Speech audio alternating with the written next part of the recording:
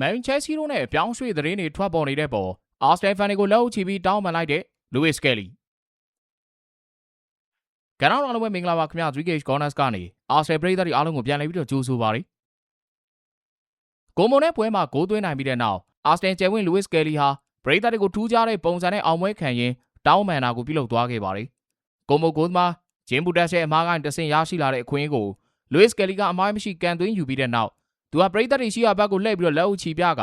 လက်နှစ်ဖက်နဲ့အသေးနှလုံးပုံစံကိုလှုပ်ပြသွားခဲ့ပါတယ်။အဲနောက်ကွင်းလယ်ကိုပြန်ပြီးတော့ရှောက်လာချိန်မှာလဲသူရဲ့ဂျာစီဘော်ကအာစနယ်ကလပ်တင်းတစ်စိတ်ကိုလက်နဲ့အချိန်ချင်းရိုက်ပုတ်ပြီးတော့စိတ်လှုပ်ရှားစွာအောင်ပွဲခံသွားခဲ့တာဖြစ်ပါတယ်။ပွဲမတိုင်ခင်48နာရီလောက်တွင်းမှာပဲလူးဝစ်ကယ်လီကိုခေါ်ယူဖို့အတွက်ပရီးမီးယားလိဂ်ပြိုင်ဘက်အသင်းတွေဖြစ်ကြတဲ့ဂျယ်ဆီနဲ့မန်ချက်စတာယူနိုက်တက်အသင်းတွေကတရားဝင်ချင်းကပ်မှုတွေပြုလုပ်နေတဲ့ဆိုတဲ့သတင်းတွေကြဲပြန့်ပြန့်ထွက်ပေါ်လာနေခဲ့တာပါ။ဒါကြောင့်လူးဝစ်ကယ်လီရဲ့အောင်ပွဲခံမှုဟာအဲဒီကောလာလာသတင်းတွေကိုတိုက်ရိုက်တုံ့ပြန်ရိုက်ချိုးပြလိုက်တာဖြစ်ပြီးသူ့ရဲ့နှလုံးသားအာစနယ်အသင်းမှာပဲအမြဲတမ်းကိန်းဝတ်နေမှာဖြစ်ပြီးတော့တခြားဘယ်အသင်းမှပြောင်းရွှေ့သွားမှာမဟုတ်ဘူးဆိုတာကိုပရိသတ်တွေသိအောင်ကလပ်တစ်စိတ်ကိုပုတ်ပြပြီးတော့ခိုင်မာတဲ့သစ္စာရှိမှုကိုပြသသွားခဲ့တာပဲဖြစ်ပါတယ်။ဒီကြောင်းနဲ့ပတ်သက်ပြီးတော့နီးပြမီကေအာရီတာကိုပွဲပြီးသတင်းစာရှင်းလင်းပွဲမှာမေးမြန်းခဲ့ရမှာတော့အာရီတာက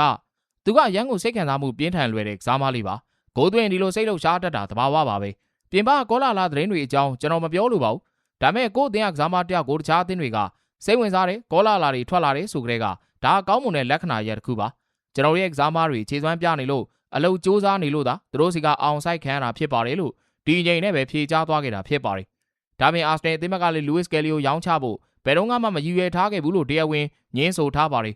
လူးဝစ်ကယ်လီဟာပြီးခဲ့တဲ့ရာသီကဘယ်နောက်ခံနေရမှာစတင်ကစားခဲ့မယ်ခုကမှတော့ကွင်းလယ်နေရမှာအကောင်းဆုံးခြေစွမ်းပြနေပြီးအာစနယ်အနာဂတ်အတွက်အလွန်ရေးပါတဲ့ကစားမတူဖြစ်လာနေပြီဆိုတာကိုဒီပွဲကထပ်မှန်ပြီးတော့တက်တည်ပြလိုက်တာပဲဖြစ်ပါတယ်ကိုမိုသင်းတဲ့ပွဲမှာအာစနယ်ခြေစွမ်းအကောင်းမြင်စရာတွေရှိပေမဲ့လည်းအာရီတာနီနဲ့မန်စီနဲ့ကွန်မြူနတီဒိုင်းပွဲမတိုင်ခင်မှာအများဆုံးဖာထေးရမယ်လိုအပ်ချက်တချို့ကတော့ကြံရှိနေပါသေးတယ်ပထမဆုံးလိုအပ်ချက်ကတော့ခန်းစီကျောင်းရဲ့အာရုံစူးစိုက်မှုအားနည်းချက်တွေပါပဲ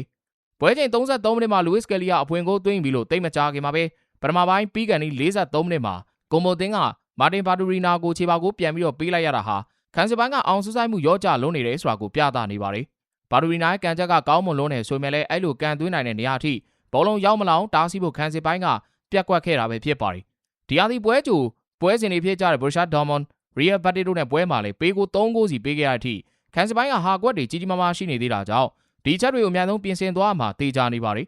နောက်ထပ်ဆိုရင်စရာတစ်ချက်ကတော့တောင်ပိုင်းကစားမဂါဘရီယယ်မာတင်နယ်လီရဲ့ခြေစွမ်းပိုင်းနဲ့ယုံကြည်မှုကြာဆင်းနေခြင်းပါပဲ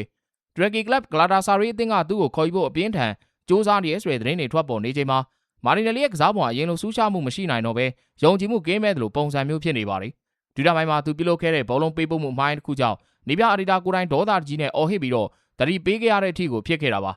အာရီတာသူ့ကိုပြိုင်ဘက်ခံစစ်ကိုအမြဲတမ်းဖိအားပေးဖို့အတွက်အော်ဟစ်ညွှန်ကြားနေတာကိုလည်းတွေ့ခဲ့ရပါတယ်ဒါမာတင်နယ်လီနေနဲ့အသင်းရဲ့ပုံမှန်ပွဲထွက်ခွင့်နေရာကိုဆက်လက်ထိန်းသိမ်းထားနိုင်မှုဆိုရင်အများကြီးထပ်ပြီးတော့စူးစမ်းအောင်မယ်ဆိုတာကိုပြသလို့နေတာပါဒါပေမဲ့အသင်းပြောင်းဖို့အတွက်ပဲပို့ပြီးတော့များနေတာဖြစ်တဲ့အတွက်ဆက်ပြီးတော့စောင့်ကြည့်ရမှာဖြစ်ပါတယ်ဘော်ရာတို့ဘယ်လိုထင်လဲမာတင်နယ်လီနေနဲ့အသင်းမှာဆက်ရှိတာပိုကောင်းလားဒါမှမဟုတ်သူ့ကိုရောင်းထုတ်လိုက်သိပြီလားကိုယ့်ရဲ့အမြင်တွေကိုလည်းမှတ်ချက်ပေးသွားကြပါဦး